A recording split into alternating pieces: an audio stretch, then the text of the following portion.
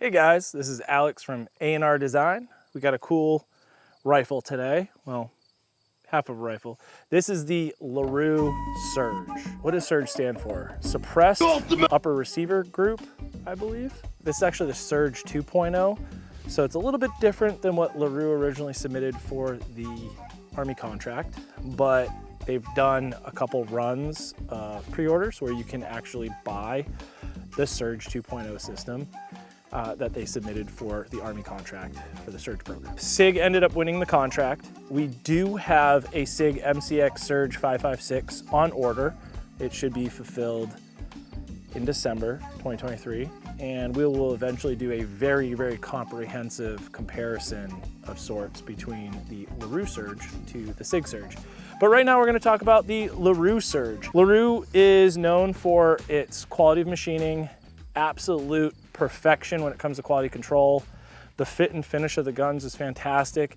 Everything that Mark does is fantastic. They're accurate, super accurate guns. I mean, LaRue just makes lights out shooters. So when if you ever invest in a LaRue product, it's generally gonna be heftier and more robust, but it's always gonna be stupid accurate.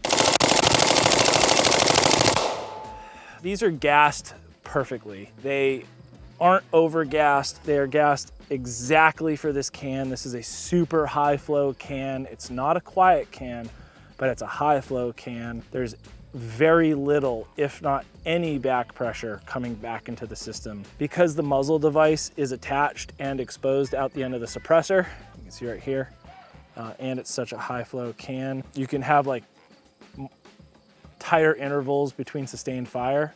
If you're doing like full auto sustained fire through this gun, you're not gonna get suppressor sag because you've got this heavy muzzle device as the center core of the suppressor itself, which is really cool. It's a muzzle device, but it's also, integral to the suppressor design. It's just a really cool gun. It's a super soft shooter. It's super reliable, super accurate. It's just really, really darn heavy. I mean, this is why this gun is pretty awesome, is the control, how much you can control it full auto.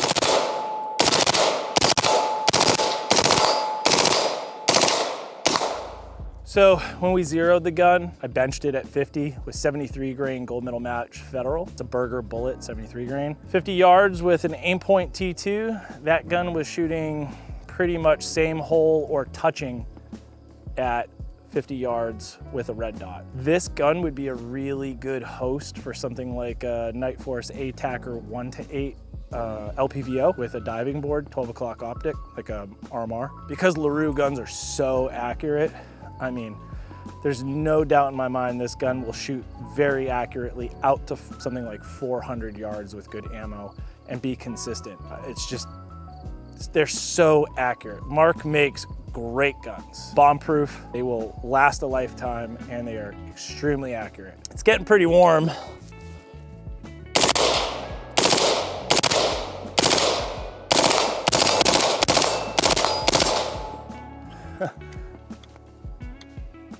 Handguard, I can't really touch the handguard, but I can still touch the heat shield. It's hot. Heat shield's getting hot, but I can still touch it. If I was touching the can right now, I'd be like eviscerating my fingertips. I mean, that was what, 1, 2, 3, that was 4 mags full auto, and I can still touch the shroud. Woo!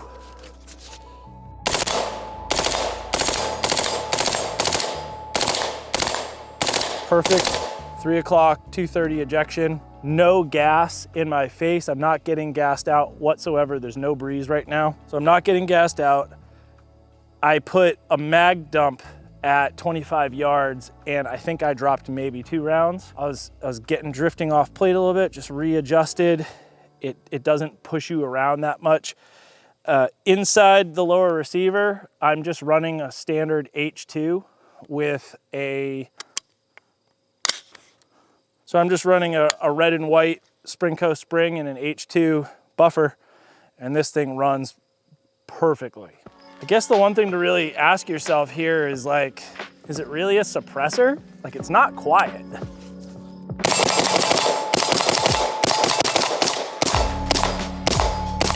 Cons for me with this is weight. That suppressor weighs a ton. It's super front heavy. That suppressor really doesn't suppress all that much. It's more like a kill flash. So you're not gonna get, even if you rip in mags to this thing, you're not getting fire coming out the front. It completely breaks down the muzzle flash. But it's a pretty long suppressor. You got all that weight, all that length. It doesn't really suppress that well, like compared to maybe like a Huxworks 556K. The Flow K sounds quieter than this one to the ear. When we talk about suppression with these new Flow suppressors, if you want a super high flow suppressor that has some technology there that creates a vacuum that pulls that gas away from the shooter, you're moving farther away from silencer. You're moving more towards blast device and muzzle flash hider. You're never gonna get a high flow suppressor that is as quiet as a traditional baffle can. It's never gonna happen. What do you wanna do with your suppressor? Do you want something stupid quiet? Get an OCM5 from Otter Creek and put it on an Allen Engineering style barrel system and go shoot coyotes with it and go shoot SPR, lower round count stuff over time, low flow. If you're doing like short barrel, CQB, confined space, you wanna get as much gas away from you as a shooter. You don't care about being quiet because you're already moving around and shooting. Maybe a high flow suppressor is for you, but you're never gonna get both.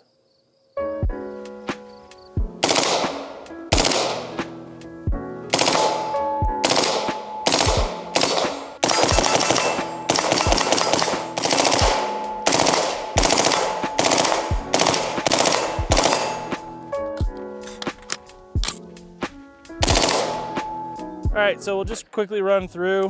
This is a Noveske chainsaw post sample lower that we built years and years and years ago. I'm running a Geissele charging handle, which Mark's probably gonna get mad about because he hates Geissele. We're running an Aimpoint T2 on our very own NATO stock numbered Anvil Ukon T2193. So this recently just got NATO stock numbered, yay. We're running a Neomag Sentry strap here. That is a magnetic strap that we sell on our website to contain your slings. If you want to get your sling out, pops out and returns back. This is one of our very own M81 Woodland Link slings. So this is our full-size Link sling. You'll see it's got Velcro back here. I do have the shoulder pad removed, and then it has a mod button, Mod Light, pigtailed into a UE07 tail cap and a Surefire, which we also sell this on the website. A lot of folks do ask what I run for a foregrip. I love the BCM Gunfighter vertical foregrips, but they break 15 degrees, which is kind of not vertical, and I chop them. I don't need a full length vertical foregrip. I like to still get my C-clamp up top. I just like to have a couple fingers down below. I've got torn ligaments in my wrists. It's got a nice thickness to it, so I still get some nice relief and grip on it, but I don't need all that extra getting snagged on stuff. Like, let's say this is in my truck, I need to get it out of my truck. This is the least snagging of all the foregrips that I like.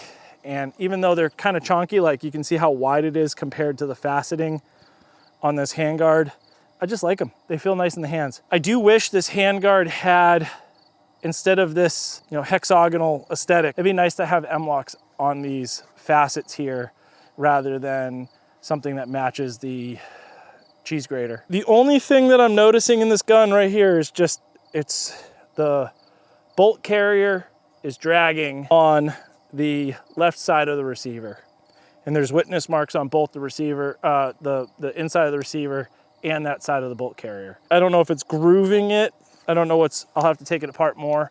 That's the only thing that's a little concerning for me, because you do have advanced wear on both of those parts, only on that contact surface between where the side of the gas key is versus the side of the receiver, which is a little strange. I don't have any real criticisms other than it would be nice if it was a little lighter weight, can suppress a little bit better. But hey, LaRue makes fantastic stuff, and I'm happy to have had the opportunity to snatch one of these upper receivers. It's kind of like a little piece of history. It was an Army rifle submission for all the new Army platforms, and I'm gonna try to collect a few of these Surge uppers so we can keep comparing them. Why did the Army choose SIG? Was it price? Was it amenities? Was it weight? Was it suppression? So the more of these Surge uppers I can acquire, I'd like to compare them all and kind of see what we like versus what the Army chose. Thank you for watching. That is the LaRue Surge 2.0 with Tranquilo suppressor. Quick and dirty review.